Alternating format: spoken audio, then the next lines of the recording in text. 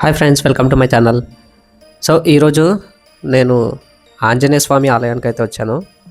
ఈ ఆలయం లొకేషన్ వచ్చేసి మీకు మణికొండ టు పుప్పలగూడ వెళ్ళే రోడ్లో ఫ్రెండ్స్ కాలనీ అని చెప్పేసి ఒక ఏరియా అయితే ఉంటుంది. సో ఆ ఏరియాలో ఉంటుందన్నమాట ఈ ఆలయం. నేను కొన్ని వందల వేల సార్లు తిరిగి ఉంటాను ఈ రూట్లో, బట్ ఈ ఆలయం ఉందని నాకు అస్సలు తెలియదు. సో అక్కడికి వెళ్ళగానే దర్శనం అంతా అయ్యాక వీడియో అయితే తీసుకున్నాను. సో మీకు కూడా తెలవాలి, తెలియని వాళ్ళకి అని చెప్పేసి. ఈ ఆలయాన్ని చూసినప్పుడు నాకైతే ఒక 300 నుంచి 500 ఏళ్ల నాటి ఆలయం అని అయితే నాకు అనిపించింది. అయితే ఈ ఆలయము రీసెంట్గా పునర్నిర్మితం చేశారనమాట 2017లో. దానికి సంబంధించి ధ్వజస్తంభం దగ్గరే శిలాఫలకం ఉందన్నమాట. మీరు వచ్చిన వాళ్ళు గమనించవచ్చు. శివుడికి నందే అలాగో అలాగే ఆంజనేయుడికి ఒంటె అలాగనమాట.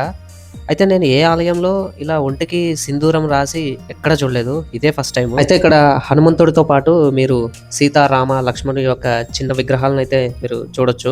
అయితే ఈ ఆలయానికి మీరు తెల్లవారుజామున వస్తే బాగుంటుంది, ఎందుకంటే తెల్లవారితోనే మీకు నేరుగా సూర్యకిరణాలు ఆలయంలోకి అయితే పడతాయి. అయితే ఎవరన్నా మణికొండ వాసులు తెల్లవారుతోనే రావడానికి అయితే ప్రయత్నించండి. మీకు ఇక్కడ పక్కన చూస్తే మీకు ఇక్కడ చూస్తే వినాయకుడు విగ్రహం కూడా ఉంటుంది.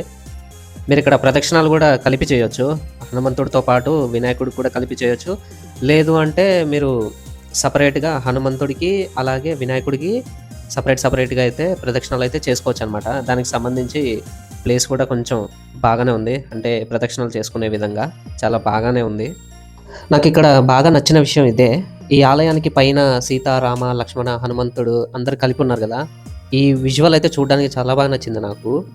తర్వాత మీరు ప్రదక్షిణాలు చేసేటప్పుడు మీకు కుడివైపు కనిపించే ఫోటో అయితే ఇది ఆంజనేయ స్వామి పంచముఖంతో ఉంటారనమాట. చాలా బాగుంది చూడడానికి.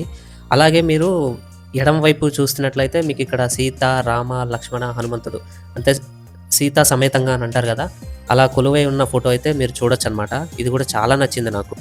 మణికొండ చుట్టుపక్కల ఉన్న వాళ్ళైతే ఈ ఆలయాన్ని తప్పకుండా దర్శించుకోండి. ఈ వీడియో ఇంతవరకు చూసినందుకు లవ్ యూ సో మచ్.